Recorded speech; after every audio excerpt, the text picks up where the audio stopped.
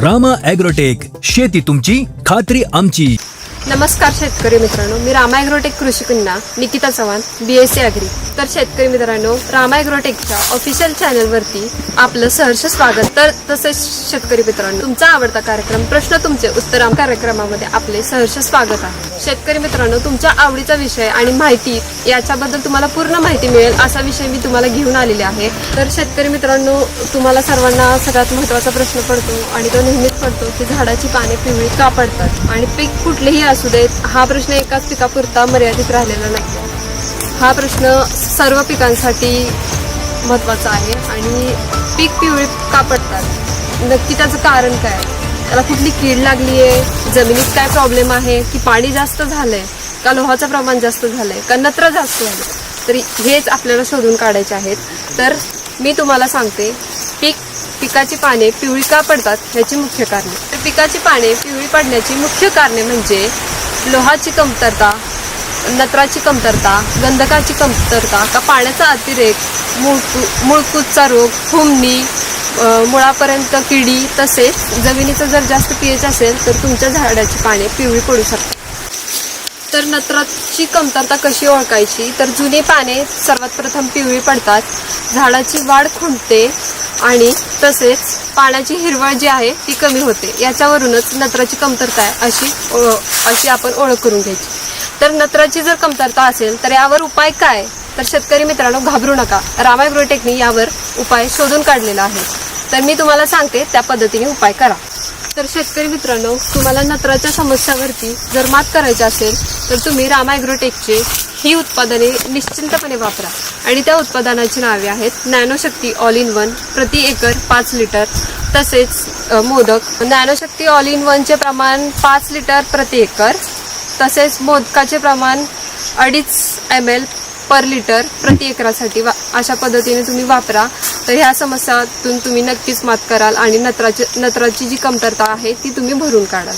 तर शेतकरी मित्रांनो, लोहाची कमतरता तुम्ही कशी ओळखाल, तर लोहाची कमतरता ओळखण्याचं पहिलं कारण म्हणजे कसं ओळखाल, तर ज्या पानांच्या शिरा असतात त्या हिरवाच राहतात आणि जी नवीन पाने येतात झाडांना ती सर्वात प्रथम पिवळी पडतात. त्यावरून आपल्याला मात करणे गरजेचं आहे. तर याची चिंता आता मिटलेली आहे. तर लोहाच्या कमतरतेवर मात करण्यासाठी रामा ॲग्रोटेकने काढलेले आहेत चांगली उत्पादने. कमतरता भरून काढण्यासाठी रामा ॲग्रोटेकची ही उत्पादने नक्की वापरा. पहिलं म्हणजे मायक्रोन्यूट्रिएंट 555 आणि दुसरं म्हणजे रामा गोल्ड. हे उत्पादने वापरल्यानंतर तुमची लोहाची कमतरता नक्कीच कमी होऊन जाईल. शेतकरी मित्रांनो, पुढचं पाणी पिवळी व्हायचे कारण म्हणजे शेतकरी तुम्ही लोक पाण्याचा अतिरेक वापर करता शेतामध्ये. त्यामुळं काय होतं, शेतात अतिरेक पाण्याचा वापर झाल्यामुळे जे झाडांना औषध मिळालं पाहिजे त्याचा अन्न पुरवठाच होत नाही. तर पाण्याचा अतिरेक वापर झाल्यामुळे झाडाच्या ज्या मुळ्या असतात, पिकाच्या मुळ्या, त्या परिणामी बंद पडतात. त्यामुळे झाडांना योग्य ते अन्नद्रव्य मिळतच नाही. ते तुम्ही उपाय म्हणून पाण्याचा योग्य तो वापर करून योग्य तो निचरा करा आणि योग्य ते तुम्ही नियोजन लावा. तर शेतकरी मित्रांनो, कधीही उठून सुटून पाणी शेताला पाजायचे नाही. तर पाण्याचे योग्य नियोजन केलं पाहिजे, योग्य ती जलसिंचन वापरली पाहिजे, योग्य प्रमाणातच पाणी गेलं पाहिजे. नाहीतर पाण्याचा जर अति वापर झाला तर झाडाच्या मुळ्या ह्या बंदच पडतात. जेवढं खत व्यवस्थापन महत्त्वाचं असतं तेवढंच महत्त्वाचं असतं पाणी व्यवस्थापन. त्यामुळे तुम्ही पाण्याचा योग्य तो वापर तुमच्या शेतात करा. तर पिकं पिवळी पडण्याचं आणखीन एक कारण म्हणजे हुमणी. तर हुमणी काय करते, मुळांनाच लागते आणि ती मुळं खाऊन टाकते. मुळं खाऊन टाकल्यामुळे ती झाडं आहेत ती वाळून जातात अक्षरशः. तर शेतकरी मित्रांनो, चिंता करू नका, हुमणीवर उपाय रामा ॲग्रोटेकने आणलेला आहे.